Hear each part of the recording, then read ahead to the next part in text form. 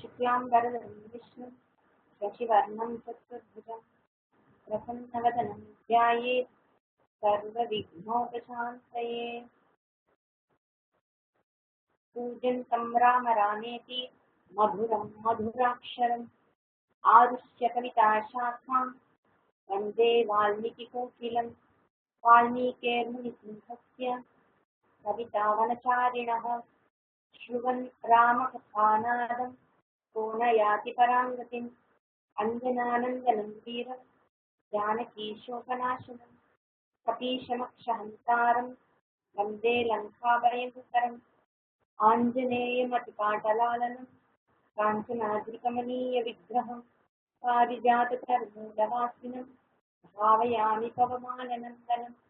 यत्र यत्र रघुनाथकीर्तनं तत्र तत्र कृतमस्तकाञ्जलिं। बाष्पवारि परिपूर्णलोचनं मारुतिं नमत राक्षसान्तकम्। वागर्थाविव सम्पृक्तौ वागर्थप्रतिपत्तये जगतः पितरौ वन्दे पार्वती परमेश्वरौ।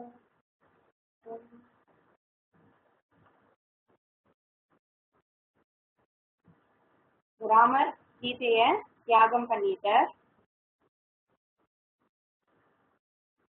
சீதையை வால்மீகி பார்த்து தன்னுடைய ஆசிரமத்துக்கு அழைச்சிட்டு போறார்.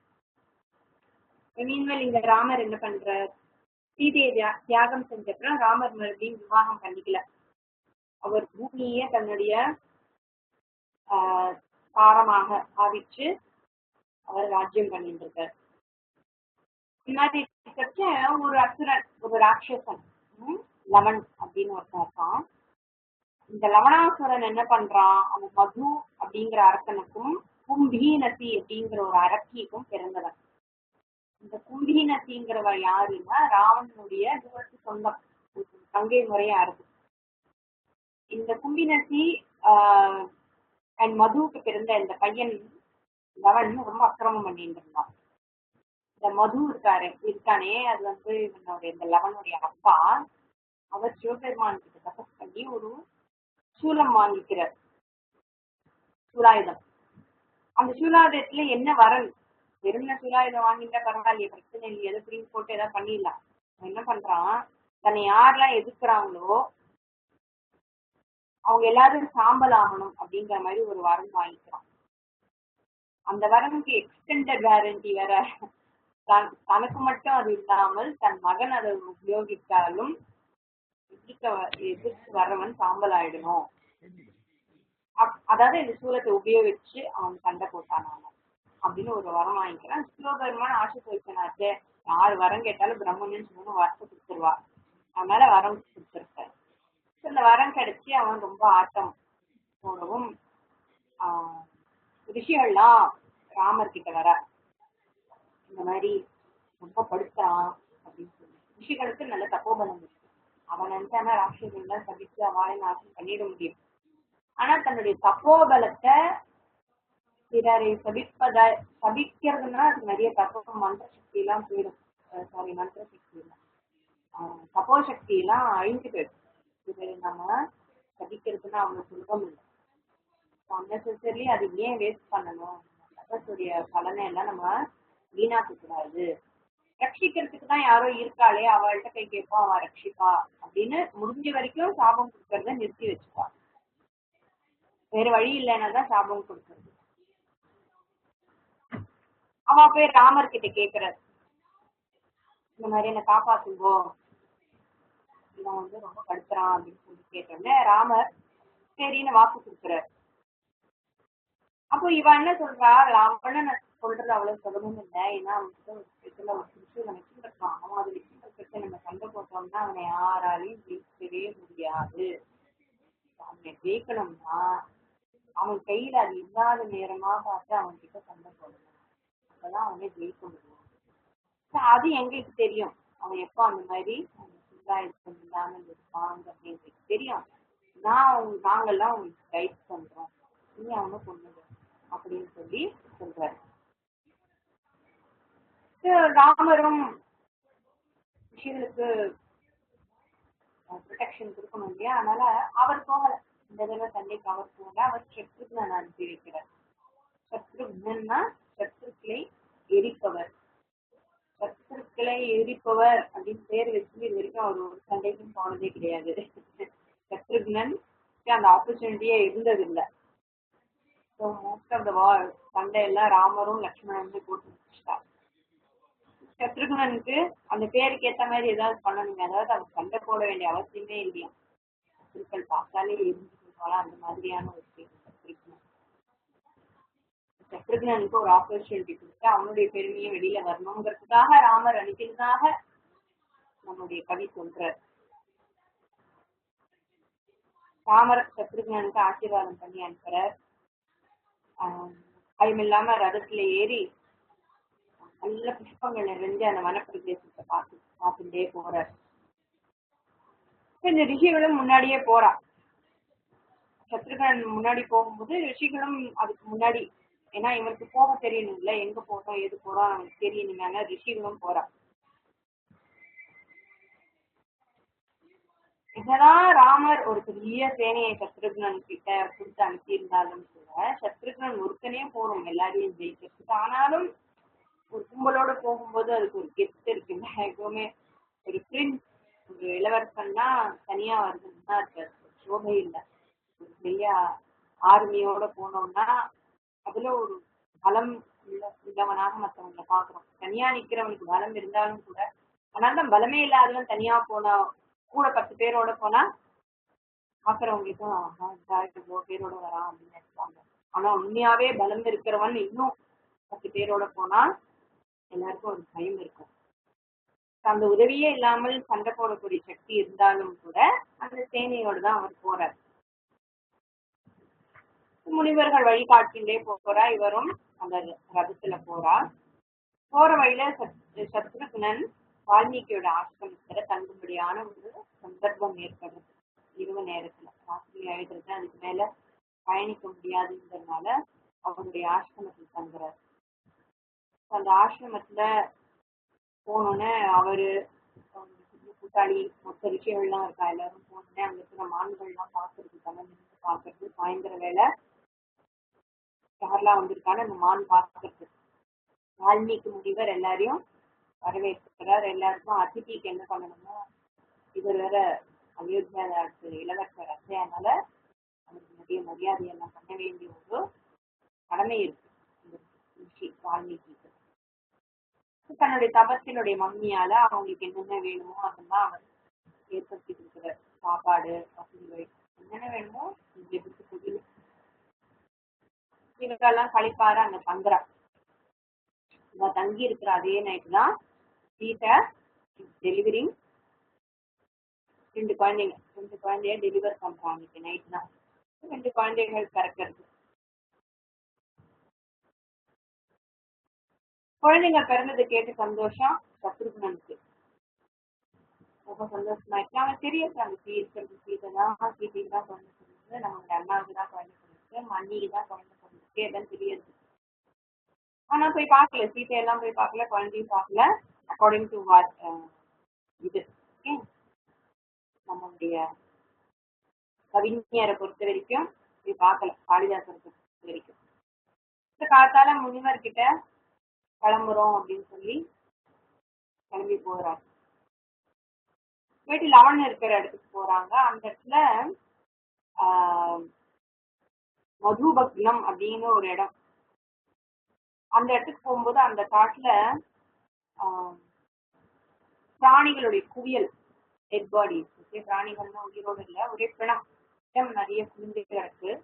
அவனை பார்த்தா அப்படியே புகை போல கருப்பு சிவந்த நிறம் உடையவன், கருஞ்சிவப்பான உடம்பும், மாம்ச கொழுப்பு நாட்டம், அவன் மேல அவ்வளவு நாட்டம் அடிக்கிறது. அக்னி ஜுவாலை போல செம்பட்டையான முடி, ஒரு மாதிரி ரெட்டிஷ் தலைமுடி இருக்கும் இல்லையா, அந்த மாதிரி ஒரு செம்பட்டையான ஒரு தலைமுடி. அவனை சுத்தி ஒரு பெரிய கூட்டம், அந்த ரா மீட், பச்சை மாம்சத்தை சாப்பிடக்கூடிய பரிவாரத்தோட அவர் இருக்கான். இந்த மாதிரியாக இருக்கிற அந்த லவனை சத்ருக்னன் பார்க்கிறான். சத்ருவின் பலம் பலமற்ற நிலையில பாக்குறாரு. ஏன்னா சத்ருவை பலமோடு பார்க்கும்போது நம்மளுடைய அலர்ட்னஸ் வேற, அவன் பலம் இல்லாமல் இருக்கும்போது நம்ம கொஞ்சம் ரிலாக்ஸ்டா இருக்கலாம். என்னதான் வீரனாக இருந்தாலும் ரிலாக்ஸ். அந்த பலம் இல்லாம இருக்கும்பொழுது வெற்றி ஜாஸ்தி. யார் எதிர்க்க போறோமோ அவனுக்கு வெற்றி ஜாஸ்தியாக இருக்கும். அவன் சூலம் இல்லாமல் இருக்கின்ற அந்த லவணனை சத்ருகுணன் பாக்குறான். சத்ருகுணனை லவணம் பார்த்துட்டான். பார்த்துட்டு யோகம் இன்னைக்கு நீதான் எனக்கு சாப்பாடு போல இருக்கு, எனக்கு சாப்பாடு கிடைக்காம போயிடுமேன்னு பிரம்மதேவனா பார்த்து அனுப்பி வச்சிருக்காரு என்கிட்ட, வா வா அப்படின்னு சொல்லி ஒரு மாதிரி கிண்டலாகவும் ஒரு மிரட்டலாகவும் சத்ருகுணனை பார்த்து அவன் பேசுறான். அவனை அட்டாக் சத்ருகுணனை அட்டாக் பண்றதுக்காக போறான், பார்க்கறதுக்காக. போகும்போது வெறுங்கையோட போக முடியுமா அட்டாக் பண்றதுக்கு? பக்கத்துல இருக்க ஒரு மரத்தை டெஸ்டா எடுத்து பெரிய மரமா பார்த்து பிடுங்கி அதை தூக்கி சத்ருகுணன் மேல போடுறான். அவன் என்ன நினைச்சா அதோ கொத்து அடிச்சா போற மாதிரி இருக்கும்னு நினைச்சு மரத்தை தூக்கி போடுறான். ஆனா சத்ருகுணன் அந்த மரத்தை பொடிப்படி ஆக்கிடுறான் தன்னுடைய அன்புனால. அன்பு இல்ல, அன்புனால. என்னடாது நம்ம போட்ட மரம் இப்படி வேஸ்டா போயிட்டு பொடிப்படியா போயிட்டு எல்லாம் சரி என்ன பண்றதுன்னு பார்த்து ஒரு பெரிய பாறை எடுக்கலாம். அந்த பாறையை எடுத்து, அந்த பாறை எப்படிப்பட்ட பாறை, யமனுடைய முஷ்டி போல இருக்கான், யமனுடைய முஷ்டி கை, அது மாதிரி இருக்கிற ஒரு பாறையை தூக்கி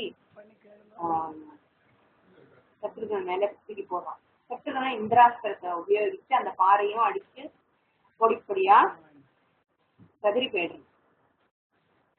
தன்னோட வலது கையை எடுத்துட்டு இந்த லவன் வலது கையால ஓங்கி சத்ருகுணனை எடுத்து அடிக்கலாம் அப்படின்னு ஓடி வரான்.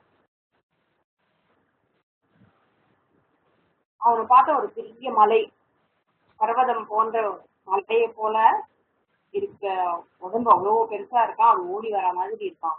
அந்த மாதிரி ஓடி வரான் சத்ருகுணனை பார்த்து சத்ருகுணன் நாராயணஸ்திரத்தை எடுத்து பிரயோகம் பண்ணி லவனோட மார்பை கிளம்பிடுறாரு. அவ்வளோ பெரிய உருவமாச்சே, பர்வதம் மாதிரி பெருசா இருக்கிறவன் தான் அவனோட உடம்பு கீழே விழுந்தோன்னா பூமியே அதிர்றது. அவன் கீழே விழுந்து பார்த்து மகரிஷிகளுக்கெல்லாம் மனசு சாந்தமாகுது. பூமி அதிர்றது இது வரைக்கும் அதிர்ந்துன்ற ரிஷிகளுடைய மனசு இப்போ சாந்தமாகுது. அப்பாடா இவன் வாழ்ந்தான் அப்படின்னு. லவன் கீழே விழுந்தோன்னே இந்த பறவைகள்லாம் அவன் மேல வந்து பொழியறது. ஏன்னா உசுரோடு இருக்கிற பறவைகள் தான். எதுக்கு? சுத்தி சாப்பிடுறதுக்கு. பிணம் தின்னும் பறவைகள் இருக்கும் இல்லையா, அந்த பிணம் தின்னும் பறவைகள்லாம் அப்போ அவன் நிறைய பிணத்தெல்லாம் சேர்த்து வச்சிருந்தான். டெஃபினட்டா அங்க இருக்கும் பறவைகள்லாம் இவனையும் சாப்பிட வருது. அதே நேரத்துல சத்ருகுணன் மேல தேவர்கள் எல்லாம் பூமாறி பொழிகிறார்கள். அவன் வந்து அசுரனை கொண்டுட்டான் அப்படின்னு சந்தோஷத்தை. லவணனை கொண்ட அப்புறம் சத்ருகுணன் இந்திரஜித்தை போல இந்திரஜித்தை கொண்ட லக்ஷ்மணன் ஞாபகம் தான், யுத்த காலத்தை இந்திரஜித்தை லக்ஷ்மணன் கொன்றார் இல்லையா, அந்த மாதிரி அவருக்கு சமமாக தன்னுடைய சகோதரனை போலவே வீரம் உள்ளவனாக எல்லாரும் அவரை பார்த்தாங்களாம். ரிஷிகளுக்கெல்லாம் ரொம்ப சந்தோஷம், தான் நினைச்ச காரியம் நல்லபடியாக முடிஞ்சது. சத்ருகுணன் ரொம்ப புகழறா எல்லாரும். சத்ருகுணன் வீரம் உள்ளவன் இல்லையா, தலைநிமிந்து நிக்க வேண்டிய அந்த நேரத்துல ஒரு பணிவோட தலை குளிஞ்சு நிக்கிறானா. அது அவனுடைய பணிவை காட்டுறது, தன்னுடைய புகழ்ச்சிய ஒரு ஒரு வெட்கத்தோட அந்த புகழ்ச்சியை வாங்கிக்கிறான். அது பார்க்கும்போது ரொம்ப அழகா இருந்ததுதான். ஒரு வீரன் தனக்கு ஒரு புகழ்ச்சி கிடைக்கும் போது ஒரு ஷைனஸோட ஏத்துக்கும் போது அதுக்கு ஒரு அழகு இருக்கு. ஆண்மையே தன்னுடைய அணிகலனம். அந்த ஆண்மைதான் சத்ருகுணனுக்கு அழகை கொடுக்கிற அணிகலனாக இருக்கு. அவனுக்கு உலக விஷயத்துல பெரிய பற்று இல்லை. அவன் பரதனோட இருந்தவன் இல்லையா, பரதனுக்கு பிரியமானவன். யமுனை கரை தாண்டி வரும்பொழுது யமுனக்கரையிலேயே தங்கி அங்க மதுரா அப்படிங்கிற ஒரு ஊரை ஸ்தாபனம் பண்றார் சத்ருகுணன். அங்க ஸ்தாபனம் பண்ணிட்டு அங்கேயே இருக்கார். அந்த பட்டணத்துல இருக்கிற ஜனங்கள்லாம் ரொம்ப சாதாரணமா ஒரு இடத்த ஜெயிச்சாங்கன்னா அதுக்கு ஒரு இடத்த ஸ்தாபனம் பண்ணி ஒரு ஊரை ஸ்தாபனம் பண்ணி வெளியில இருக்கிறவங்க எல்லாம் அங்க வந்து தங்க சொல்லி இருக்கிறது வழக்கமாம். அப்படின்னு சொல்றார். அந்த மாதிரி ஒரு பழக்கம் இருந்து அந்த மாதிரி ஒரு இடத்த அவர் ஸ்தாபனம் பண்றார், நிர்மாணம் பண்றார். அப்புறம் தன்னுடைய மாளிகையிலேயே அவன் வசிச்சு ஆஹ்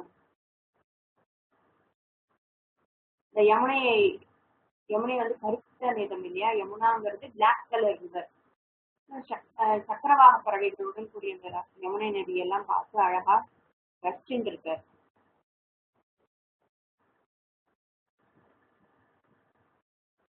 இவர் சண்டை போட போனார். போனா நேரம் ஆட்டுக்கு தான் தெரிஞ்சிருக்காங்க, வழியில் இதெல்லாம் பண்ணியிருக்காரு. அப்ப ராமர் வந்து வெயிட் பண்ண மாட்டாரா, என்ன ஆச்சு ஏதாச்சுன்னு அவருக்கு தெரிய வேண்டாமான்னா அதெல்லாம் சொல்லி அனுப்பியிருப்பார். இதெல்லாம் ஸ்விமிங் டெஃபினட்டா சொல்லி அனுப்பியிருப்பார். அவர் பாட்டு பற்று இல்லைன்னு அங்கேயே உட்கார்ந்து இருக்குமா, பற்று இல்லாம சன்னியாசம் வாங்கிக்கல. அவர் வந்து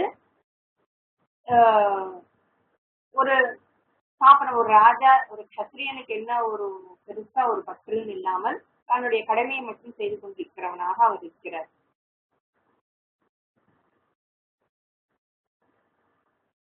மீன்வேல் அங்க என்ன வருது, சீதாக்கு குழந்தைகள் பிறந்தது இல்லையா, அந்த குழந்தைகளுக்கு வால்மீகி ஜாத்தகர்மா என்னென்ன சம்ஸ்காரங்கள்லாம் பண்ணணுமோ அந்த சம்ஸ்காரங்கள்லாம் பண்ணிட்டு இருக்காரு வால்மீகி. அந்த குழந்தைகளுக்கு குச்சன் லவன் அப்படின்னு பெயர் வைக்கிறார். எப்படி இந்த பெயரை செலக்ட் பண்ணியிருக்காருன்னா, அந்த குழந்தைங்களை ஆசீர்வாதம் பண்ணும்போது அந்த தர்பை இருக்கு இல்லையா, தர்பையோட நுனியினாலையும் தர்பையுடைய end portion, top portion end portion, இது ரெண்டையும் வச்சு ஆசீர்வாதம் பண்ணுவாங்க அந்த குழந்தைக்கு. முதல் குழந்தைக்கு தர்பத்தியோட முனைய வச்சு ஆசீர்வாதம் பண்ணி அதுக்கு குஷா, இன்னும் குஷா அந்த கிராஸ் பேரு குஷா. அப்புறம் அதோடைய அடிபாகத்தை வச்சு ஆசீர்வாதம் பண்ணின குழந்தைக்கு லவன் அப்படின்னு பேர் வைக்கிறார். லவகா, லவன் இல்லை லவகா அப்படின்னு பேர் வைக்கிறார். குஷாகா லவகா. இதுல வேற மாதிரி ஒரு கதை கூட இருக்கு, அது இன்ட்ரெஸ்டிங்கா இருக்கு. அப்கோர்ஸ் இதுல இல்ல, நான் இன்னும் இந்த ஒரிஜினல் உத்தரகாண்ட் 7 அந்த 7வது பாகம் நான் இன்னும் படிக்கல. இதுக்கு இன்னொரு கதை அதை யூஸ் ஒரு தடவை காட்டுல தானே இருக்காங்க. அப்போ வால்மீகி ஆசிரமத்துல இருக்கிறச்ச அந்த அந்த குழந்தைய ஒரு குழந்தை தான் சீதைக்கு முதல்ல பிறந்துதான். அது இன்னொரு கதை. ஆக்சுவலி சீதைக்கு ஒரு குழந்தை தான். அந்த குழந்தைய ஒரு தடவை வால்மீகி கிட்ட ஒப்படைச்சிட்டு குழந்தைய பார்த்து வந்தோம், அது அங்கேருந்து போயிட போகுது அப்படின்னு சொல்லிட்டு ஏதோ காரியமா போயிருக்கா. அப்புறம் போனப்புறம் கொஞ்ச நாளைக்கு கழிச்சு குழந்தையோட ஞாபகம் வந்து குழந்தை அங்க இருக்கே, இவர் எப்பவுமே தபஸ்லயே இருப்பாரு வால்மீகி, குழந்தை ஏதாவது ரகலை பண்ணிட்டு இருக்க போறதுன்னு சொல்லிட்டு அங்க போகும்போது வால்மீகி ரொம்ப தபஸ்ல இருந்திருக்காரு, ஏதோ மெடிடேஷன்ல இருந்திருக்காரு. சரி குழந்தை அவரை டிஸ்டர்ப் பண்ணுங்கன்னு சொல்லிட்டு குழந்தைய சத்தம் போடாம அப்படியே எடுத்துன்னு வந்துடுறான் குழந்தைய. கொஞ்ச நேரம் கழிச்சு வால்மீகி கண்ணை திறந்து பாக்குறார், குழந்தைய காணும். அவருக்கு பூச்சிவாரி போடுது. குழந்தை இங்க இல்லையே, சீதா வந்து குழந்தை எங்கேன்னு கேட்டா காணோம்னா அவ பதறி போயிடுவாரு. பதறி போகாம இருக்கணும்னு சொல்லிட்டு அவர் என்ன பண்றாரா, இந்த குழந்தை மாதிரியே இன்னொரு குழந்தைய தன்னோட தப்போபலத்தால கிரியேட் பண்ணி சுஷ்டி பண்ணி அதை அங்க கர்ப்பப்புத்தி மேல படுத்துட்டு இருக்கு. கொஞ்ச நாளைக்கு கழிச்சு சீதா வந்து பாக்குறா, அவளுக்கு ஒண்ணுமே புரியல. இவர் வந்து பாருமா குழந்தை பத்திரமா தான் இருக்குன்னு சொல்றாரு, சீதைக்கு ஒண்ணும் புரியல, அவ கையில இன்னொரு குழந்தை இருக்கு. அப்புறம் அவருக்கு சிச்சுவேஷன் புரியுது என்ன ஆச்சு அப்படின்னு. அப்புறம் சீதையே வந்து இல்ல இல்ல இந்த குழந்தையும் நானே வளர்க்குறேன்னு சொல்லிட்டு அந்த குழந்தைய அவன் வளர்க்கறதாக இன்னொரு கதை இருக்கு. இதெல்லாம் நிறைய ராமாயணத்துக்கு நிறைய குட்டி குட்டியா விதவிதமான கதைகள் தான் இருக்கு, அதுல இது ஒண்ணு.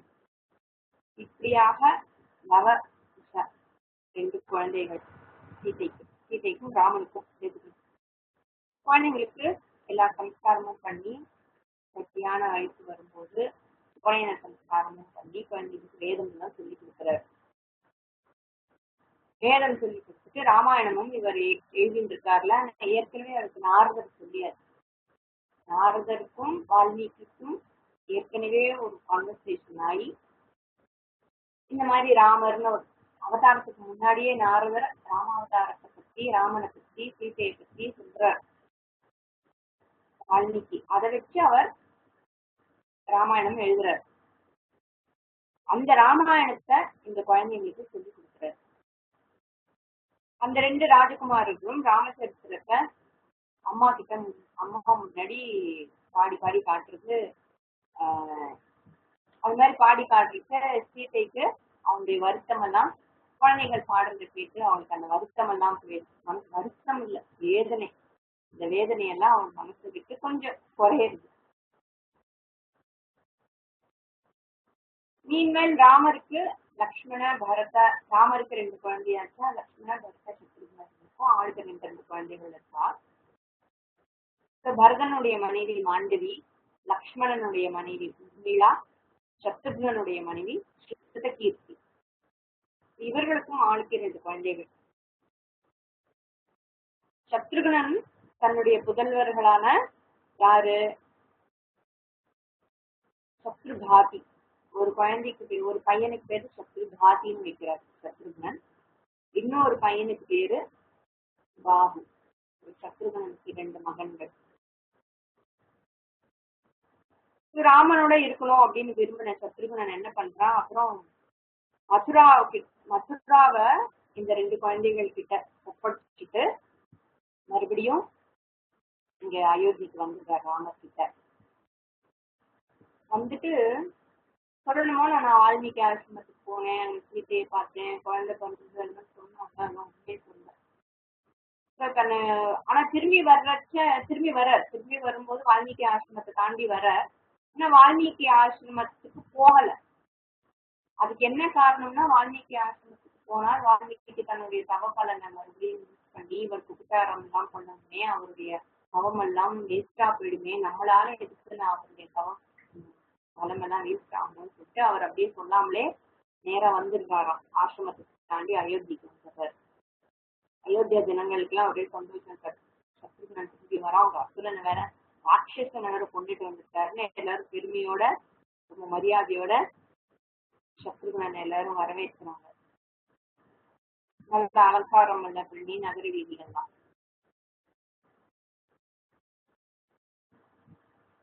சத்ருகனன் வந்து ராமரை பாக்குறாரு. ராஜ்ய சபையில ராமர் உட்கார்ந்துருக்கார். சீதையை தியாகம் பண்ணினதால ராமர் வந்து ரொம்ப டல் அடிச்சு கலை இல்லாம இருக்காராம். வேறு ஒரு பெண்ணை மனைவியாக ஏற்றுக்கொள்ளாமல் பூமி ஒரு திக்கே பத்தியாக இருந்து ராஜ்யம் பண்ணிருக்காரா ராமர். எப்படி காலநேமிங்கிற அசுரனை விஷ்ணு கொண்டப்புறம் இந்திரன் புகழறாரோ விஷ்ணுவ, அது மாதிரி லவனை கொண்டு வந்த சத்ருக்னனை ராமர் கொண்டாடுறாராம் சந்தோஷமா. விஷயமெல்லாம் விசாரிக்கிறார். எப்படி இருந்தது, என்ன பண்ணேன், எங்க போனேன், என்னென்ன பண்ணீங்க. அப்கோர்ஸ் எல்லாம் நியூஸ் வந்திருக்கும். ரொம்ப நாள் கழிச்சு பாக்குறாரா, எல்லாம் பேசிட்டு இருக்கா, எல்லாத்த பத்தியும் சொல்றார். ஆனா வால்மீகி கிட்ட சீதையை பார்த்ததாகவும் லவன் குச்சனை பார்த்ததாகவும் சொல்லல. காரணம் அதுக்கு என்ன சொல்றாருன்னா, வால்மீகி தான் நீ சொல்லாத, ராமருக்கு இதெல்லாம் தெரிய வேண்டாம்னு வால்மீகி சொன்னாராம். வால்மீகியின் கட்டளையை அனுசரித்து அவர் ராமர் கிட்ட இந்த விஷயங்கள்லாம் சொல்லல. ராமரும் கேட்ட மாதிரி தெரியல. இந்த மாதிரி ராஜ்யம் பண்ணிட்டு இருக்கார். ரொம்ப நாள் ஆயிடுறது, ரொம்ப வருஷம் ஆறுது. அப்போ ஒரு நாள் அரண்மனை வாசல்ல ஒரு பிராமணர் தன் மடியில ஒரு அகால மரணமான தன்னுடைய மகன், 10 வயது பையன், அவனை தன்னுடைய மடியில வச்சுட்டு வந்து கதர்றார். வாசல்ல, அரண்மனை வாசல்ல வந்து கதர்றார். அவர் என்னன்னு கதர்றார், தசரதை இறந்து போனப்புறம் இந்த பூமாதேவி தசரதனை எழுந்தார். சரியா, தசரதனுடைய ஆட்சி போச்சு. அது பூமாதேவிக்கு ஏற்பட்ட முதல் கஷ்டம். பூமாதேவிக்கு ஏற்பட்ட முதல். அப்புறம் இந்த ராமர் கையில வந்து சிக்கின்னு இருக்கான். அதை விட அதிகமான கஷ்டம் பூமாதேவி அனுபவிக்கிறா அப்படின்னு சொல்லி, அதாவது என்ன, ராமருடைய ராஜ்யத்துல ஏதோ குறை இருக்கு அப்படிங்கிற மாதிரி அவர் கதறி அழறார். அகால மரணம்ங்கிறது ராமராஜ்ய காலத்திலயோ ரகுவம்ச காலத்திலயோ அகால மரணம் கிடையாது. இது ரொம்ப முக்கியமான ஒரு விஷயம்.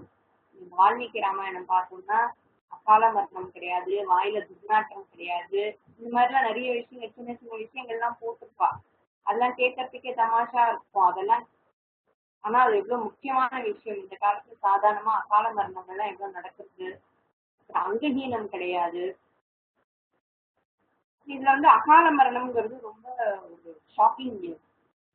இல்ல அந்த காலத்துல இக்ஷ்வாகு வம்சத்துல பிறந்த ராஜாக்கள்லாம் இந்த மாதிரி ஒரு சம்பவத்தை பார்த்ததே இல்லையே அப்படின்னு ராமருக்கு ரொம்ப ஷாக்கிங்கா இருக்கு.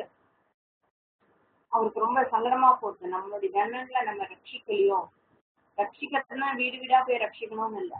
ஏன்னா அந்த ராஜாங்கத்துல ஏதோ ஒண்ணு சரியில்லை, ஏதோ ஒரு விதத்துல தர்மம் சரியா இல்லைன்னாதான் இந்த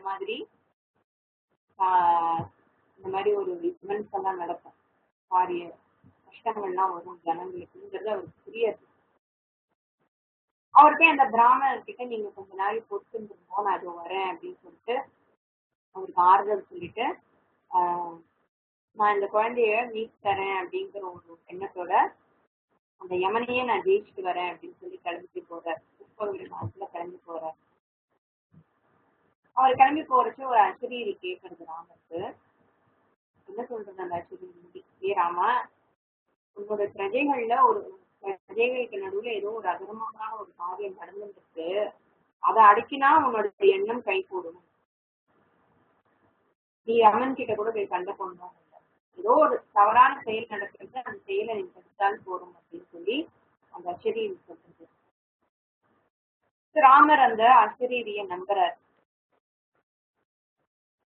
அந்த அதர்மத்தை நீக்கணும் அப்படின்னு சொல்லி அந்த விமானத்துல பல திசைகள்ல போறார். இந்த விமானம் அவர் இச்சைப்பட்டபடி எல்லா இடத்துக்கும் போகக்கூடிய விமானம்ங்கிறதுனால பல திசைகள்ல அவர் போறார். அந்த மாதிரி அவர் எங்க என்ன நடக்கிறது, என்ன ஆச்சு அப்படின்னு தேடி புரிந்துருக்க ஒரு மரத்துல தலைகீழா தொங்கிட்டு ஒருத்தர் தவம் பண்றத பாக்குறாரு. ரெண்டு காலையும் ஒரு மரக்கிளையில லாக் பண்ணிட்டு தலைகீழ நின்றுட்டு ஒருத்தர் தபஸ் பண்ணிட்டு இருக்கார். ராமர் இறங்கி வந்து என்ன ஏதுன்னு பாக்குறாரு. கீழே நெருப்பு எரிஞ்சுட்டு இருக்கு, அதுல இருந்து புகை வருது. அந்த புகையை வேற இழுத்துட்டு இருக்கார் தபஸ் பண்ணிட்டு இருக்கிறவர். காரணம் என்னன்னா சொர்க்கத்துக்கு போகணும், எனக்கு சொர்க்ககாமியாக இருந்து இந்த மாதிரி ஒரு தபஸை பண்ணிட்டு இருக்கார். யார் அவர்னா அவர் ஒரு சூத்ர வர்ணத்தை சேர்ந்தவர். பிராமண சத்திரிய வைசிய சூத்ர வர்ணம், அந்த வர்ணத்தை சேர்ந்தவர். ராமர் அதை பார்த்துட்டு இந்த வர்ணத்தை சேர்ந்தவர்கள் இந்த மாதிரி கடுமையான தபஸெல்லாம் செய்யக்கூடாது, அது அதர்மம் அப்படின்னு இருக்கு. எந்தெந்த வர்ணத்தில் இருப்பவர்கள் எந்தெந்த மாதிரி கர்மாவெல்லாம் செய்யலாம், இதெல்லாம் செய்யக்கூடாது, யார் செய்யலாம், பெண்கள் என்ன செய்யலாம், ஆண்கள் என்ன செய்யலாம், கர்ப்பிணி பெண்கள் என்ன மாதிரியான விரதங்களை ஏற்படுத்திக் கொள்ளலாம், குழந்தைங்களுக்கு என்ன இருக்கு, இந்த மாதிரி நிறைய தர்மங்கள் இதுலயே இந்த மாதிரி ரிலீஜியஸா இருக்கிறதுலயே தபஸ் பண்றது உபவாசம் இருக்கிறதுலயே நிறைய கண்டிஷன்ஸ் இருக்கு. யாரெல்லாம் என்ன மாதிரி எல்லாம் பண்ணலாம், பண்ணக்கூடாது, உனக்கு இந்த சமம் பண்ற உரிமை இல்லை அப்படின்னு அவர் சொல்றாரு. அவன் கேட்கறதா இல்ல. இந்த மாதிரி நீ உன தர்மத்தை மீறி, ஆசிரம வர்ண தர்மத்தை மீறி நீ ஒரு காரியம் செய்யறது தவறுன்னு சொல்லிட்டு ராமர் தன்னுடைய ஆயுதத்தை கையில எடுக்கிறார்.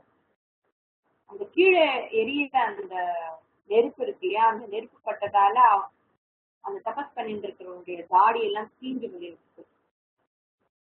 முகத்துல ஒரு பனியினால் கருகிய கேசரமுடைய தாமரை, சமயத்துல ரொம்ப பனி இருந்தா பூ கூட ஒரு மாதிரி கருகி இருக்கும் இல்லையா, அந்த மாதிரியான ஒரு முகமுடையவராக இருக்கார். அந்த தலைய கட் பண்ணிடுறார் ராமர், தலையை சீவிடுறார். அவர் அந்த தலையை சீவினோடனே எத்தனை நாள் சொர்க்கத்துக்கு போகணும்னு ஆசைப்பட்டவனுடைய அந்த பண்ணிட்டு இருக்காரு இல்லையா, அவனுக்கு உடனே சொர்க்கத்துல ஒண்ணு கிடைச்சிடும். அவர் ரொம்ப நாள் கடுந்தவம் பண்ணியிருந்தா கூட சொர்க்கத்துக்கு போயிருக்க முடியாது. ஆனா ராமர் கையால தண்டனை வாங்கினதால, அதே காரணத்தால அவன் சொர்க்கத்துக்கு போய் சம்பு கண்ணு பேரு சொர்க்கத்துக்கு போயிட்டான் அப்படின்னு சொல்றாரு. ராமர் எதிர்பாராத வகையில எதிரே வந்த அகஸ்தியரை பாக்குறாரு. எதேச்சையா பார்த்தோம் அப்படின்னு சொல்றாங்க. எதேச்சையா அப்படின்னா ஒருத்தரை பார்க்கணுங்கிற இச்சை இல்லாமல் எதிர்ச்சையா தானாக ஏற்பட்ட ஒரு சம்பவத்துக்கு பேரு. அந்த மாதிரி அகஸ்தியரை பார்க்கிறார். அகஸ்தியர் அவருக்கு ஆசீர்வாதம் எல்லாம் பண்ணி அவருக்கு இந்த ஆபரணங்கள் எல்லாம் அவருக்கு கொடுக்குறாரு. ரகசியத்துல இந்த ஆபரணத்தெல்லாம் வாங்கிட்டு கையில வாங்கிட்டு அவருடைய ஆசீர்வாதத்தை வாங்கிட்டு அவர் திரும்பி வர்றாரு. அவர் வர்றதுக்கு முன்னாடியே அந்த பிராமண குழந்தை உயிரோட எழுந்து நின்றது. புத்திரன் கிடைச்ச சந்தோஷத்துல, உயிரோட வந்துட்ட சந்தோஷத்துல அந்த பிராமணர் ரொம்ப சந்தோஷம். ராமருக்கும் தான் கொடுத்த வாக்கு நிறைவேறினது அப்படிங்கிற சந்தோஷத்துல கொஞ்சம் திருப்தி ஏற்படுறது. இது ஒரு சம்பவம் நடுவுல. அதுக்கப்புறம் போயிட்டு இருக்கு, ராஜ்யம் நடந்துட்டு இருக்கு. அதுக்கப்புறம் ராமர் அஸ்வமேத யாகம் பண்ணணும் அப்படின்னு முடிவு எடுக்கிறார். அவர் இந்த மாதிரி முடிவு எடுத்தோடனே அதுக்கு அஸ்வமேத யாகம் பண்றதுக்கு நிறைய திரவியங்கள் வேணும், நிறைய செல்வம் வேணும், பணம் பொருள் எல்லாமே நிறைய வேணும். விபீஷ்ணனும் சுக்ரீவனும் மற்ற ராஜாக்கள்லாம் இருக்காங்க இல்லையா, அவங்க எல்லாம் இப்படி மேகம் பயிர் மேல வந்து அப்படியே மழையை பொழியறதோ அது மாதிரி வர்ஷிக்கிறதோ அது மாதிரி ஏராளமான பொருள் தான் கொண்டு வந்து கொடுக்குறாங்க அஸ்வமேத யாகம் நடக்கும் ராமருக்கு. யாகத்துக்கு எல்லாரையும் இன்வைட் பண்ணணும். அஸ்வமேத யாகம்ன்றது பெரிய விஷயம் இல்லையா, அதனால எல்லாரையும் இன்வைட் பண்ணணும் பார்த்து பார்த்து. யாகத்துக்கு பூலோகத்துல இருக்கிற மகரிஷிகள் மட்டுமல்லாமல் தேவரிஷிகள் எல்லாம் கூட ராமர் வர சொல்றார். எல்லாரும் யார் அந்த தேவரிஷிகள் அப்படின்னா, மரீச்சி, அத்ரி, அங்கிரஸ், புலஸ்தியர், உலகர், கிரது, பிரச்சேதஸ், வசிஷ்டர், பிருகு, நாரதர். இந்த ரிஷிகள்ல தேவ ரிஷிகள்னு பேரு. இவர்களை பிரம்மதேவரே சிருஷ்டி ஆரம்பிக்கும் போது சிருஷ்டி பண்ணினார். அதெல்லாம் பிரம்மரால் டைரக்டாக சிருஷ்டி செய்யப்பட்டவர்கள். இந்த முனிவர்கள் எல்லாரும் அயோத்திக்கு வெளியில தங்கறதுக்கு எல்லா ஏற்பாடும் பண்ணியிருக்கார். இந்த முனிவர்களால சூழப்பட்டிருக்கான் அயோத்தி. அயோத்திக்கு 4 வாசல் இருக்கு. அந்த 4 வாசலுடன் கூடிய அயோத்தியை பார்க்கும்போது 4 தலையுடைய பிரம்மன், அந்த ஊர் வந்து பிரம்மனுடைய தேகம் மாதிரி சூழப்பட்ட ஒரு ஊராக தெரிகிறது. ஒரு யாகம் பண்ண, ஒரு கர்மா, அக்னி கர்மானாலே சாதாரணமா மனைவி இல்லாமல் ஒரு ஆண் கர்மா செய்ய முடியாது. அதுலயும் ஒரு சில கர்மா எல்லாம் டெஃபினட்டா மனைவி பக்கத்துல இருக்கணும். அதுவும் அஸ்வமேத யாகத்துக்கு டெஃபினட்டா மனைவி பக்கத்துல இருக்கணும் கண்டிஷன் இருக்கு. அந்த காலத்துல அதனாலதான் இந்த 2வது கல்யாணம், 3வது கல்யாணம், 4வது கல்யாணம்னு மனைவி இறந்து போயிட்டா கல்யாணம் கண்டிப்பா. காரணம் என்னன்னா யாகத்துக்கு பத்தினி இருக்கணும். அந்த மாதிரி காரணத்துக்காகவே திருமணம் உண்டு. இங்க ராமர் என்ன பண்ணுவார், சீதையை வந்து அனுப்பியாச்சு. என்ன பண்றாருன்னா பொன்னால் ஆன சீதை, இதெல்லாம் அலௌடான்னு கூட எனக்கு தெரியாது, பட் பொன்னால் ஆன ஒரு சீதையுடைய உருவத்தை பதுமையை பண்ற. அதெல்லாம் பார்த்தவாளுக்கெல்லாம் மனசுக்கு வந்து ஐயோ ராமருக்கு சீதை மேல எத்தனை பிரியம், எத்தனை அன்பு அப்படின்னு நினைச்சு சந்தோஷப்படுறாளாம். இது வரைக்கும் சீதையை வந்து சுத்தமா தப்பா நினைச்சவாள்லாம் கூட மனசு மாறி இன்னும் இத்தனை நாள் நம்ம சீதையை தப்பா நினைச்சிட்டோமே அப்படின்னு மனசு வருத்தப்பட்டாங்களாம். ராமர் சீதையை விடாமல் அவர் மேல இவ்வளவு பேரன்போடு இருக்கிறார் அப்படின்னு இந்த ஒரு சந்தர்ப்பத்துல எல்லாருக்கும் தெரிய வருது. இதன் மூலமாக சீதையின் தூய்மை வெளிப்படுகிறது அப்படின்னு சொல்றார். அப்புறம் சாஸ்திரத்துல சொல்லி இருக்கிற மாதிரி அஸ்வமேத யாகம் இருக்கணும், என்ன திரவியம் இருக்கணும், என்ன தட்சிணை இருக்கணும், எவ்வளவு பெரிய யாகசாலை இருக்கணும், யார் யாருக்கு என்னென்ன மரியாதை எல்லாம் பண்ணோம்லாம் இருக்கும். ராமநாத்லாம் அதை விட அதிகமாகவே நிறைய இருந்துதான் உறுப்புகளை கொண்டு இந்த யாகத்தை நடத்துறார் ராமர். அதுல என்ன தனி சிறப்புன்னா யாகத்துக்கு எந்த விதமான இடையூறும் நடக்கவே இல்லையா. காரணம் என்ன, ராட்சசர்களையும் கொண்டுட்டாருங்கிறது பக்கம் இருக்குதா, இருக்கிற மிச்ச மீதி ராட்சசர்களுக்கு கூட எந்த உபதிரவமும் இல்லாமல் அதுக்கு அனுகூலமாகவே இருந்தார்களாம். அதனால யாகம் எந்த ஒரு தடையும் இல்லாம நல்லபடியா நடந்துருக்கு. மீன்வயல் வால்மீகி முனிவர் டெஃபினட்டா அங்க இருக்கார். அவருடைய ஆக்ஞையினால லவனும் குஷனும் ராமச்சரித்திரத்தை அயோத்தியில பாடுறார். ஒரு 15 மூடு இருக்கும் இல்லையா, அங்க ஒரு என்டர்டைன்மெண்ட் இருக்கும், டான்ஸ் இருக்கும், பாட்டு இருக்கும், எல்லாம் நடந்துட்டு இருக்குமே ஒரு விசேஷம்னா. ஊரே கட்டகட்டி இருக்கும் அஸ்வமேத யாகத்துக்கு. அப்கோர்ஸ் ஊர் மக்களே கூட சாப்பாடெல்லாம் அங்கதான் இருந்திருக்கும், பேலஸ்லதான் சாப்பாடு இருந்திருக்கும். அந்த மாதிரியாக பெரிய ஏற்பாடு, எல்லாரும் வந்து போஜனம் பண்ணலாம். இவ்வளவு சரித்திரத்தை பாட்டாக பாடிட்டு இருக்காங்க. அவளுடைய குரலை கேட்டு அவங்களுடைய உருவத்தை பார்த்து, 2 சின்ன குழந்தைகள் இல்லையா, 10 வயசுக்குள்ள இருக்குமா என்னன்னு தெரியல, பார்த்து மனசுக்கு ரொம்ப சந்தோஷப்படுறா. ஊர் மக்களுக்கு எல்லாம் ரொம்ப இம்ப்ரெஸ் ஆகிருக்காங்க. குழந்தைங்களோட அழக பார்த்து மயங்குறாங்க. அவனோட கானம் ரொம்ப இனிமையா இருக்கு. இப்படி எல்லாம் ரொம்ப பிரேஸ் பண்றது பார்த்து ராமருடைய காதுக்கும் இது போய் எடுத்துருது. இந்த மாதிரி 2 குழந்தைகள் வந்து ராமச்சரித்திரத்தை பாடுறா அப்படின்னு ராமர் தன்னுடைய தம்பிகளுடன் சபையில இருந்து அவளை வர சொல்லி பாட்டு பாட சொல்றான். குழந்தைகளும் சபையில ராமனுடைய சரித்திரத்தை பாடுறதுகள். ராமனுக்கு அது கேட்டுட்டு ஒரே சந்தோஷம், ஒரே ஆனந்த பாஷ்பவாரி. பனிக்காலத்துல விடியற்காலே வேலையில இலைகள்ல துளி துளியா பனி இருக்கும் இல்லையா, அந்த மாதிரி சுட்டும், அதுல இருந்து அந்த இலையில இருந்து பனி எல்லாம் சுட்டும். அது போல எல்லாரு கண்ணியும் ஒரே பனி, அந்த ராமருடைய பனி போல அப்படியே நிக்கிறதான். தொடர்தான் தண்ணி வரலாம், பனி மாதிரி கண்ணீர் வருதுதான் எல்லாருக்கும். சபையில இருக்கிறவங்க எல்லாம் ராமருக்கும் குழந்தைங்களுக்கும் ஆடை இருக்கே, இந்த குழந்தைங்களை பார்த்தா ராமர் மாதிரியே இருக்கே அப்படின்னு பேச ஆரம்பிக்கிறா. பார்த்துட்டு அவளுக்கு ரொம்ப ஆச்சரியமாவும் இருக்கு.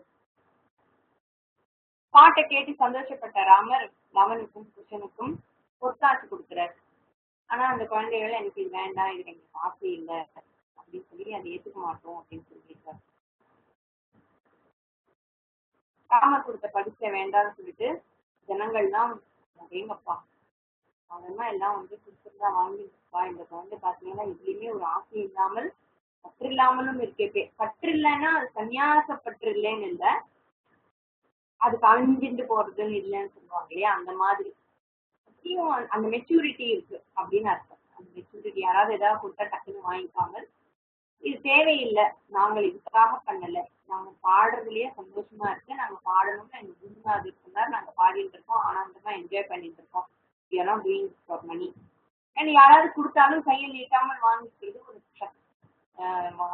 கையை நீட்டாமல் இருக்கிறது சத்திரியனுடைய குணம் இல்லையா, அந்த குணமும் அந்த குழந்தைங்களுக்கு இருக்கு. இப்ப ராமர் பார்த்து உன்னுடைய உபாத்தியாயர் யாரு, உங்களுக்கு சொல்லி கொடுத்தவர் யாரு, நீங்க பாடும் அந்த ராமாயணத்தை எழுதுனதுக்கு யாரு அப்படின்னு சொல்லி லவகுச்சன் கிட்ட ராமர் கேட்கிறார். அவர் வந்து என்னுடைய குருநாதர் வால்மீகி தான் இந்த காவியத்தை எழுதினார், அவர் தான் எனக்கு சொல்லி கொடுத்தாரு சொல்றாங்க. காவியத்தை கேட்டு ரொம்ப சந்தோஷமான ராமர் தன்னுடைய ராஜ்யத்தை அப்படியே வால்மீகிக்கு எழுதி வச்சுடுறாரு, கொடுத்துடுறாரு. அப்போ இந்த ராஜ்யம் வந்து அவருக்கு மட்டும் சொந்தம் இல்லை, 3 சகோதரர்கள் இருக்காங்க, பங்காளிகள் இருக்காங்க, அதனால அவர் மட்டும் எடுக்கக்கூடிய ஒரு டெசிஷன் இல்லைங்கிறதுனால மற்ற 3 பேரையும் கலந்து ஆரம்பிச்சு அவளும் ஓகேன்னு சொன்ன அப்புறம் அந்த ராஜ்யத்தையே வால்மீகி அர்ப்பணம் பண்ணிடுறான். ஏன் தன்னையே அர்ப்பணம் பண்ணிருக்கலாமே அப்படின்னா, தன்னை அர்ப்பணம் பண்ணிக்க முடியாத ஒரு சூழ்நிலையில இருக்கார். ஏன்னா அவர் தான் யாகத்துக்கு எஜமானனாக இருக்கார். அந்த நேரத்துல அவரால் தன்னை அர்ப்பணம் பண்ணிக்க முடியாதுங்கிறதுனால ராஜ்யத்தை வால்மீகி அர்ப்பணம் பண்ணிட்டார். அதுக்காக வால்மீகி ராஜ்யத்தை வாங்கிட்டாரானா இல்லை, அப்படிலாம் இல்லை, அது ஒரு மரியாதை நிமித்தமாக அப்படி பண்றாரு. வால்மீகி ராமருக்கு லவன் யாரு குச்சன் யாரு அப்படின்னு அந்த நேரத்துல சொல்றாரு. இந்த 2 பேருமே உன்னுடைய தீவிரத்தையா இருக்கிற உன் சீத்தையினுடைய பிறந்த குழந்தைகள் தான், உன்னுடைய குழந்தைகள் தான்ப்பா இந்த 2 பேரும். ஒன்னு குழந்தைகளை அப்பாவுக்கு இன்ட்ரடியூஸ் பண்ணி வைக்கிறார், பண்ணிட்டு நீ சீதையை ஏத்துக்கணும் அப்படின்னு ராமருக்கு சொல்றார் வால்மீகி. அப்ப ராமர் என்ன சொல்றார், சீத்தை அக்னி பிரவேசம் பண்ணி தான் ஒரு சத்தியவிரதா அப்படிங்கிறத அதை ஏற்கனவே நிரூபணம் பண்ணியாச்சு. அப்படி பண்ணினப்பறம் கூட அயோத்தியில இருக்கிற மக்கள் அவளை ஏத்துக்கல. அயோத்தியில இருக்கிற ஜனங்களும் அவளை ஏற்றுக்கொள்ள கூடியதாக அவளால் அதை நிரூபிக்க முடிந்தால் நான் அவளை ஏத்துக்கிறேன். இங்குள்ள ஜனங்களும் அவளை ஏற்றுக்கணும். she can do that, I will accept her அப்படின்னு சொல்றாரு. இந்த மாதிரி ராமர் சொன்ன வால்மீகி ஆள் அனுப்புறார் ஆசிரமத்துக்கு, போய் சீதையை அழிச்சுன்னு வாங்கும் அப்படின்னு. போய் அவனுடைய பிரமிச்சாரி சிஷ்யெல்லாம் போய் சீதையை அழிச்சுன்னு வர. மறுநாள் காத்தால ராமர் ஜனங்கள் எல்லாம் கூட சொல்றார். ஜனங்கள்லாம் கூடி நிற்கிறார். அப்போ சீதையை பார்த்த மாத்திரத்திலே சீதை வரா. ராமர் சீதையை பார்க்கிறார், ஜனங்களும் சீதையை பார்க்கிறா. சீதையை பார்த்துட்டு அவனை பார்த்த பார்வையிலே அவள் மேல கண்ணு பட்டோடனே ஒவ்வொரு லட்சம் சுத்தமானவள் பற்றி சுத்தமானவள், இவனை போய் நம்ம இப்படி எல்லாம் பேசிட்டோமேன்னு அவன் மனசுக்கு வந்து சங்கடமா இருந்தான். அவ காவி நேர வஸ்திரத்தை அணிஞ்சுட்டு உடம்ப முடிச்சா மூடிண்டு தலை குனிஞ்சுட்டு வராளாம். அதனால அவள் சக்தி வித்தை, இவளை நம்ம தவறாக சொல்லிவிட்டோம் அப்படின்னு ஜனங்கள்லாம் நினைக்கிறாளாம். இப்படிப்பட்ட ஒரு பத்திவிரத்தையே நம்ம கொடுமை செஞ்சுட்டோமே அப்படிங்கிற எண்ணத்தால அவ தலையெல்லாம் குனிஞ்சு நிக்கிறாளாம் வெச்சத்தால. எங்க நம்மளை சீட்டை பார்த்துடுவாளோன்னு வேற ஐ கான்டாக்ட் இல்லாம தலை குனிஞ்சு நிக்கிறாங்களாம் பயந்து போய். அவ தலை குனிஞ்சு நிக்கிறது எப்படி இருக்குன்னா, அந்த வயல்ல நெற்பயிர் முழுசா இருக்கிற நெற்பயிர் இருக்கு இல்லையா, அது முதிர்ந்து போகும்போது வெயிட்ல அந்த நெற்பயிர் குனியும், அது மாதிரி குனிஞ்சு நிக்கிறாங்களாம். வால்மீகி சீதையை அழிச்சுன்னு வர, உன்னுடைய நடத்தையை உங்களுக்கு உன் கணவர் முன்னாடியே உன்னுடைய நடத்தை சரிதான் இந்த ஜனங்களுக்கு நீ நிரூபணம் பண்ணிருக்கா அப்படின்னு சொல்றார். வால்மீகியோட சிஷ்யர் தீர்த்தம் கொடுக்கிறார். அந்த தீர்த்தத்தை சீதை வாங்கிக்கிறார். வாங்கிட்டு நான் சத்திவிரதா சத்திவிரதம் தவறாத பெண்ணாக இருந்தால் ஏ பூமாதேவியே நீ என்னை அழைத்துக்கொள் அப்படின்னு சொல்றான். அந்த மாதிரி சீதை சொன்ன பூமி கிளந்து அங்க மின்னல் மாதிரி ஒரு பிரகாசம் ஏற்படுறது. அதில் பாம்பு பணமெடுத்து பாம்பு இருக்கு இல்லையா, அதனால் தாங்கப்பட்ட பூமாதேவி வரா. ஸ்ரீதேவி பூதேவி ரெண்டு பேரும் மகாவிஷ்ணுடைய சக்தி தானே. மகாலட்சுமி பாம்பு படுக்கையில் இருக்கலாம்னா பூதேவியும் பூமாதேவிக்கும் அது மாதிரி இருக்கு ஒரு பாம்பு. அந்த மாதிரி ஒரு பாம்பால் தாங்கப்பட்டு பூமாதேவி வந்து அழிச்சுன்னு போறா. சீதையை கொண்டு போக வேண்டாம் அப்படின்னு ராமர் சொல்லிட்டு இருக்கும் போதே பூமாதேவளை அழிச்சுட்டு பூமிக்கு போயிருக்கான். பூமி தேவி கிட்ட ராமருக்கு கோபம் வர்றது. வசிஷ்டர் அவரை சாந்தப்படுத்துறார். சீதையை பிரிஞ்ச ராமர் அவருடைய ரொம்ப துக்கப்படுறாரு. அவரு ராமர் இவ்வளவு துக்கப்படுறாரே, சீத்தை மேல இவருக்கு பிரியமா இருக்கே அப்படின்னு லவனும் குச்சனும் பாக்குறா. பார்த்துட்டு சீத்தை மேல இருக்கிற பிரியத்தை இந்த குழந்தைகள் மேல டிரான்ஸ்பர் பண்றாரு. அந்த அன்பு பூரா இப்போ பெரிய சீத்தை இல்ல குழந்தைகள் இருக்காங்க அவங்ககிட்ட பிரியமா இருக்கலாம்னு சொல்லி லவன் குச்சன் கிட்ட தன்னுடைய பிரீத்தி எல்லாம் விற்கிறார் ராமர். இந்த மாதிரி இருக்கிற சமயத்துல யுதாஜித், அதாவது பரதனுடைய மாமா, கேகய நாட்டு ராஜா யுதாஜித் அங்க பக்கத்துல சிந்து தேசம் இருக்கு. இன்னைக்கு நம்ம கிட்ட சிந்து தேசம் இல்ல. பஞ்சாப், சிந்து, குஜராத், மராட்டால சிந்து நம்ம கிட்ட இல்ல, ஜனகணமனால மட்டும்தான் இருக்கு. அந்த சிந்து தேசத்து ராஜாவை ஜெயிக்கணும், எனக்கு ஹெல்ப் பண்ணுன்னு ராமரை கேட்கிறார். காரணம் என்னன்னா, அவருடைய எண்ணத்துல பரதனுக்கு ஒரு தேசத்தை கொடுக்கணும், பரதர் ராஜ்யம் பண்றதுக்கு சிந்து தேசத்தை கொடுக்கலாம் அப்படின்னு. அத்தேசத்தை பரதன் ஆளணும்னு ஒரு ராமருக்கும் ஒரு இச்சை ஏற்படுது. அதனால ராமர் பரதா நீ போய் மாமாவுக்கு உபகாரம் பண்ணுன்னு அனுப்பி வைக்கிறார். அவளை ஜெயிச்சிடுறார். சிந்து தேசத்துல அந்த சிந்து தேசத்தை சேர்ந்த ஜனங்களை ஜெயிச்சப்புறம் அவங்களோட குல தொழில் என்னன்னா வாத்தியம் வாசிக்கிறது, இந்த மாதிரி ஆர்டிசன்ஸ், ஓகே, பாட்டு, நாட்டியம், வாத்தியங்கள் பண்றது, அதுதான் அவங்களுக்கு ப்ரிடாமினண்டா பிரைமரி ஆக்குபேஷன் அவங்களுக்கு. இப்போ பரதன் என்ன சொல்றாரு, இந்த மாதிரி இதெல்லாம் விட்டு போகாம இந்த காரியத்திலேயே நீங்க கவனமா இருந்துட்டு ஒழுங்கா இருங்கோ அப்படின்னு சொல்லி அவருக்கு புத்தி சொல்றார். பரதனுக்கு 2 குழந்தைகள், தக்ஷன், புஷ்கலன். ராமருடைய ஆக்ஞையினால ஆஹ்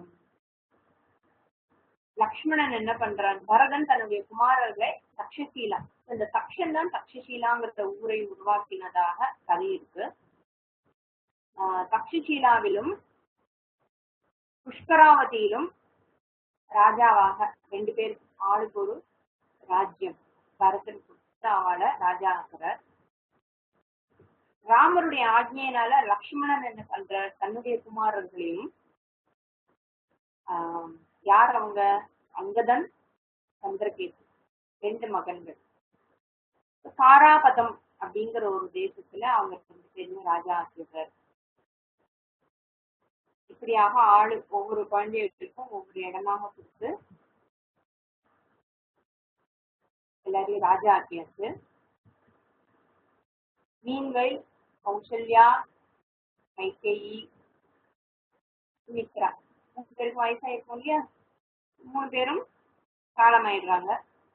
இந்த தம்பிகள்லாம் சேர்ந்து தன்னுடைய அப்பாவுக்கு பண்ற மாதிரியே அம்மாவுக்கு என்னென்ன காரியம் பண்ணணுமோ அந்த காரியங்கள்லாம் பண்றா.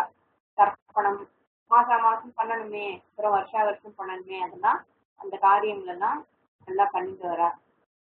அப்புறம் ஒரு சமயம் முனிவர் வேஷத்துல யமன் வர ராமர் கிட்ட வந்து கிட்ட பேசணும். நம்ம 2 பேரும் பிரைவேட் சேம்பர்ல தான் பேசணும். நம்ம 2 பேரும் பேசுறதுக்கு யாரு திருப்பம் வந்தாலும் அவளை நீ கொண்டு வரணும் அப்படின்னு சொல்லிட்டு ராமனும் சரி அப்படியே ஆகட்டும் அப்படின்னு ஒரு அக்ரிமெண்ட்.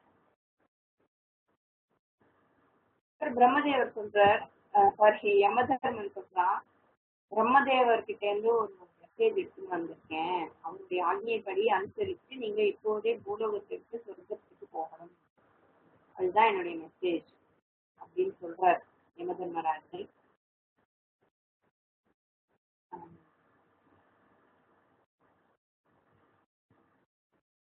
இவர் இந்த மாதிரி ஒரு அக்ரிமெண்ட் போடும்போது இந்த முனிவரோட இந்த பிராமணராக தானே வர்றார் யமதர்மன். அவர் இந்த மாதிரி ஒரு அக்ரிமெண்ட் போட்டு யாரும் திருப்ப வரக்கூடாதுன்னு சொன்னோடனே ராமர் என்ன பண்றார், வாசல்ல யாரங்கெல்லாம் நின்று இருக்கா இல்லையா அந்த சேவகர்கள்லாம் அவளெல்லாம் போட்டு விட்டு லக்ஷ்மணனை அங்க காவலுக்கு நிக்க வைக்கிறார். போய் புரிஞ்சிருக்குமே என்ன ஆகும். சரி, லக்ஷ்மணன் வாசல்ல நின்று ப்ரொடெக்ட் பண்ணிட்டு இருக்கார் யாரும் வராம. இந்த சமயத்துல அங்க யாரு வர்றார், துர்வாச முனிவர் வர்றார். இந்த க்ஷணம் நான் ராமனை பார்க்கணும், என்ன உள்ள விட்டு அப்படின்னு. லக்ஷ்மணன் முடியாதுங்கிறார். நீ முடியாதுன்னு சொல்லினா இப்பவே நான் அந்த ஹோல் குலத்துக்கு நான் ராமருக்கு சாபம் கொடுத்துருவேன் அப்படின்னு அவரு பயங்கரமா ஒரு மிரட்டல் விட்டாங்க. லக்ஷ்மணன் என்ன பண்றது, நம்ம போய் இவரை நிறுத்த போய் இந்த குலத்துக்கே ஏதாவது சாபம் வந்துட்டு போறது முனிவராலன்னு சொல்லிட்டு பயந்து போய் உள்ள வர்றாரு. உள்ள வந்தோடனே ராமருக்கு என்ன பண்றதுன்னு தெரியல, வந்து இந்த மாதிரி சொல்றார். ராமர் அவரை கொன்னாகும், லக்ஷ்மணனை கொல்லணும். ஆனா ராமர் லக்ஷ்மணனை கொன்னா அதுவும் வந்து தவறாக ஆயிடும், தம்பியை கொன்னதாக ஆயிடும். அதனால அவர் என்ன பண்றார், லக்ஷ்மணன் அண்ணா மேல இருக்கிற கருணையில தானே நதியில இறங்கி பாடி அர்ஜுன் அப்படித்தானே பண்றார். இதை பத்தி நான் விசாரிச்சேன், இந்த மாதிரி போறாளே தண்ணியில இறங்கி அப்படியே மறைச்சு போயிடுறாளே அது என்னது, தற்கொலை இல்லையா அப்படின்னு கேட்கும்போது அது தற்கொலை அல்ல, அது யோக முறையில் உடம்பை சுரப்பதுன்னு அர்த்தம் இருக்கு. அதுதான் அர்ஜுன் பண்ணியிருக்க. இந்த இக்ஷவாக்கு பரம்பரையில வர்றவாளுக்கு அந்த சக்தி இருக்கு, யோக முறையில தன்னுடைய தேகத்தை பிடிச்சிட்டு போகக்கூடிய அந்த சக்தி இக்ஷவாக்கு பரம்பரையில வந்து ராஜாக்களுக்கு இருக்கு. அது மாதிரி அர்ஜுன் அதை யூஸ் பண்ணினார். அடுத்து லக்ஷ்மணன் அதே மாதிரி பாடி.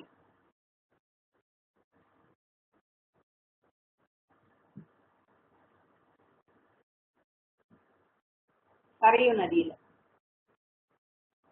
லக்ஷ்மணன் இறந்தப்புறம் ராமர் பூலோகத்துல தன்னுடைய தேவாம்சத்துல 4ல் ஒரு பங்கு போனதாக உணர்றார். ஏன்னா அவருக்கு லக்ஷ்மணர் ரொம்ப பிரியமானவர் ராமருக்கு. வால்மீகி ராமாயணத்துல பார்க்கும்போது வால்மீகி ரொம்ப நிறைய டிஸ்கிரைப் பண்ணியிருக்கார். ராமர் எப்படி எல்லாம் லக்ஷ்மணனை புகழறார், எவ்வளவு பிரியமா பேசுறாருங்கிறதுதான். ஒரு சமயத்துல எனக்கு சீத்தையே வேண்டாம் லக்ஷ்மணா, நீ இறந்து போய் எனக்கு சீட்டை வந்து என்ன பண்றது, எனக்கு நீதான் முக்கியம் அப்படின்லாம் கூட அழறார் யுத்த காலத்துல. ராமர் என்ன பண்றாரு, அதுக்கப்புறம் லக்ஷ்மணன் போன அப்புறம் லவன் குஷனனை ராஜ்யத்துல ஸ்தாபனம் பண்றாரு. குஷனுக்கு குஷாவதி அப்படிங்கிற ஒரு இடத்தையும் லவனுக்கு ஷராவதி அப்படிங்கிற ஒரு இடத்துலயும் ராஜாபிஷேகம் பண்ணி வைக்கிறார். பண்ணி வச்சுட்டு அவருக்கு அதுக்கு மேல இருக்கணுங்கிற எண்ணம் இல்லை. ஏன்னா ஏற்கனவே பிரம்மதேவர் கிளம்புன்னு வேற மெசேஜ் அனுப்பிட்டார். அதனால அவரு வடக்கு நோக்கி பயணம் பண்ண ஆரம்பிக்கிறார். காரணம் எதா வடக்கு நோக்கி போறாருன்னா, வடக்கு நோக்கி போகும்போது அங்க மேருமலை இருக்கு. மேருமலையில இருந்து சொர்க்கம் இருக்கு அப்படின்னு ஒரு ஐதீகம் இருக்கு. அதனால ராமர் வடக்கு நோக்கி போறாரு. ராமர் இந்த மாதிரி ஒரு முடிவு எடுத்துட்டாருன்னு ஊர்ல ஜனங்களுக்கு எல்லாம் விஷயம் பரவுறது. ராமரோட ஜனங்களும் கிளம்புறாரு. நாங்களும் ராமருடைய உயிர் விட்டுட்டோம் அப்படின்னு சொல்லிட்டு எல்லாரும் ராமரோட கிளம்புறா, நாங்களும் சொர்க்கத்துக்கு போகணும் அப்படின்னு. எல்லாரும் சந்தோஷமா தான் போறாளாம். சந்தோஷமா போனாலா துக்கமா போறாளா, ரெண்டும் மிக்சர் இமோஷன் இருந்திருக்கும். வானரர்களும் சிலர் ராமரோட சேர்ந்துக்கிறான், நாங்களும் ராமரோட கிளம்புறோம் அப்படின்னு. ராமர் சொர்க்கம் அடைய விரும்புற எல்லாரையும் என் கூட வாங்கோ அப்படின்னு சொல்லி ராமரும் சொல்லிடுறார். யாரெல்லாம் சொர்க்கத்துக்கு போகணும்னு ஆசைப்படுறோ ஃபாலோ மீ அப்படின்னு. எல்லாரும் ஃபாலோ பண்ணி வரார். நேரா சரியு நதிக்கு போறார். யாருக்கெல்லாம் சொர்க்கத்துக்கு போகணுமோ எல்லாரும் அந்த சரியு நதியில முழுகுறார். சரிய நதியில எல்லாரும் முழுகிறா. எப்படி இந்த பசுக்கள்லாம் நதி ஜலத்துல பெருகி இருக்கிற நதியில நீந்தி போய் கடல்ல இறங்குமோ, அது மாதிரி இந்த ஜனங்கள்லாம் இறங்கி அந்த நதியில ஒவ்வொருத்தரா முழுகிறா. அந்த இடத்துக்கு பேரு கோப்ரதரம் அப்படின்னு ஒரு பேரு. அது புண்ணிய தீர்த்தமாகவே இருக்கு, இன்னைக்கும் இருக்குன்னு சொல்றோம். கரையூ நதியில ஒரு துறை இருக்கு, ஒரு கலித்துறை. அதுக்கு வந்து கோப்ரதரம் கோப்ரதரம் அப்படின்னு பேரு. இங்க இருந்தா இவெல்லாம் சொர்க்கத்துக்கு போனா அப்படிங்கிறதுக்கான ஒரு இடம். சுக்ரீவன் இந்த வானரர்கள்லாம் இந்த அவதாரத்துக்காகவே வந்தவர்கள் இல்லையா. ஒவ்வொருத்தரும் இந்த தேவ யக்ஷ கந்தர்வர்கள்லாம் வேற வேற அவதாரம் எடுக்கணும். அவளும் வந்து வேற ரூபத்துல ராமருடைய அவதார எதுக்காக அவதாரம் எடுத்தாரோ அதுக்கு அனுகூலமா இருக்கிறதுக்காக கூட வந்தவங்க எல்லாம். அவங்களும் தன்னுடைய தேவ வடிவத்தை பெற்று சான்சானிகம் அப்படின்னு ஒரு லோகம், அந்த லோகத்துக்கு போறான். இது ராமரே அவர்களுக்காக ஏற்படுத்தி கொடுத்த ஒரு லோகம் அப்படின்னு காளிதாசன் சொல்ற. இப்படியாக பகவான் விஷ்ணு தேவ காரியமான ராவண வதத்தை முடிச்சுண்டு கிளம்பி போறார். போறதுக்கு முன்னாடி விபீஷ்ணரையும் அன்மாரியும் பார்த்து சொல்றார், நீங்க 2 பேரும் இங்கேயே கூட வராதீங்கோ, நீங்களும் கிளம்பி வந்துட்டா எப்படி? அதனால என்னுடைய நாமம் இந்த உலகத்துல இருக்கிற வரைக்கும் நீங்க 2 பேரும் இந்த உலகத்துல இருக்கணும் அப்படின்னு சொல்லிட்டு அவருக்கு உத்தரவு கொடுத்துட்டு அவர் கிளம்புறார். இப்படியாக ராமருடைய அவதாரம் முடிஞ்சது. ராமருடைய மகன்கள், ராமருடைய சகோதரருடைய மகன்கள், இவங்க எல்லாருமே அவங்களுக்கு குறிப்பிட்ட தேசத்துல ராஜ்யம் பண்ணிட்டு இருக்காங்க. அதுல மூத்தவர் குஷன். இந்த மற்ற பேரு யார் அவங்கெல்லாம்? லவன், தக்ஷன், புஷ்கலன், அங்கதன், சந்திரகேது,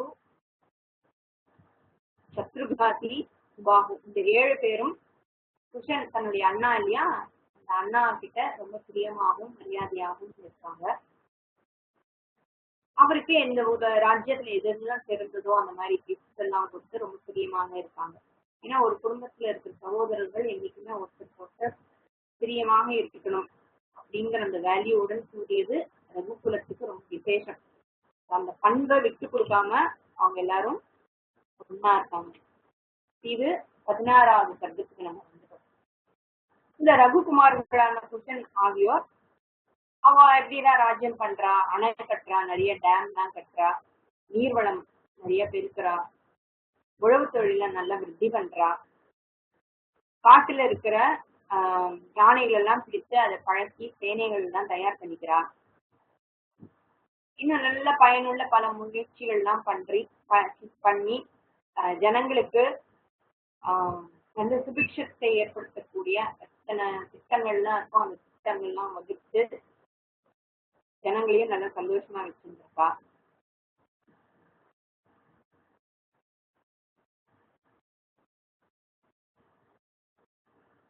நம் நாட்டுக்கு எல்லைக்குள்ள எப்படி ஒரு சமுத்திரம் எவ்வளவுதான் பெருசா இருந்தாலும் தன்னுடைய மரியாதையை தாண்டி வராது. மரியாதா அப்படின்னு சாதாரணமா நம்ம மரியாதான மேனர்ஸ் சொல்றோம். தன்னுடைய மரியாதா அப்படிங்கிறது பார்டர் இஸ் கால்ட் மரியாதை. சமுத்திரத்தினுடைய மரியாதை இது அந்த நிலம் கரை இருக்கே, அதான். அதை தாண்டி எப்படி சமுத்திரம் வராதோ அது போல அவங்கவுங்க தன்னுடைய ராஜ்யத்துல இருந்து முறை தவறாமல் தாண்டி போகாமல் நல்லபடியாக ராஜ்யம் பண்ணிட்டு இருக்காங்க.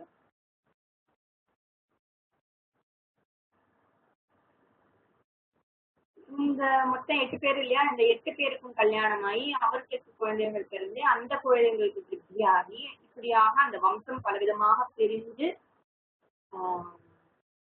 அந்த தேசத்துல ரகுவம்சத்திலிருந்து வந்த குழந்தைகள்லாம் ஆட்சி பண்ணிட்டு இருக்காங்க. இது ஓய்ந்து இப்படி ஆயின்றிருக்கு.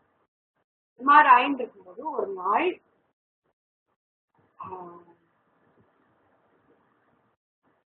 நைட்டு குஷன் கண்ணு திறந்து பாக்குறாரு. முழிப்பு வருது. கண்ணை திறந்து பார்த்தா அவரோட ரூம்ல தன்னோட அறையில ஒரு ஸ்திரீ அங்க நின்று இருக்கா. அவளை பார்த்தா கணவனை பிரிஞ்சு இருக்கிற ஒரு பெண்ணை போல இருக்கு அவளை பார்த்தா. ஏன்னா வெரி ஹாப்பி. ஆனா அவருக்கு புரியல, எப்படி இந்த ஸ்திரீ இந்த ரூம்குள்ள வந்தா, கதவெல்லாம் சாத்தி உள்பக்கம் கால் போட்டிருக்கு, வெளியில ஆட்கள்லாம் இருக்குல்ல, எப்படி இந்த ஸ்திரீ உள்ள வந்திருக்கும், பணியாளர்கள் மீதி அப்படின்னு பாக்குறாரு.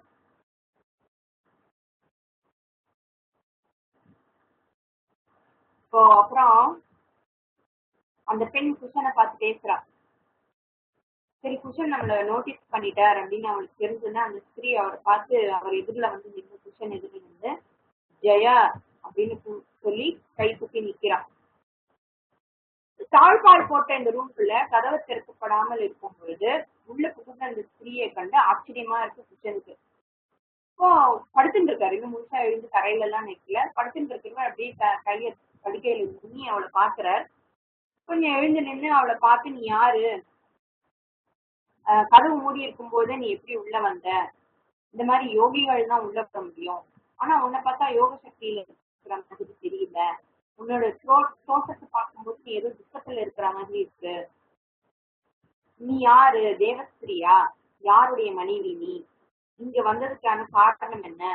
ஆனா ஒண்ணு மட்டும் ஞாபகம் வச்சுக்கோ, இந்த ரகுகுலத்துல இருந்து வந்த எந்த ஒரு ஆணும் பரஸ்திரிகளை மனசுல என்னைக்குமே ஏற்றுக்கொள்ள மாட்டார்கள், அதை ஞாபகம் வச்சுட்டு நீ என்ன சொல்ல வந்தியோ அது சொல்லு அப்படின்னு ஒரு கண்டிஷன் போட்டு மிரட்டி என்னன்னு கேக்குறாரு. அவள் பதில் சொல்ல ஆரம்பிக்கிறா. அவள் என்ன சொல்றா அப்படிங்கறத அடுத்த வாரம் பார்க்கணும். ஸ்ரீ குருஜ்யோ நமோ ஹரி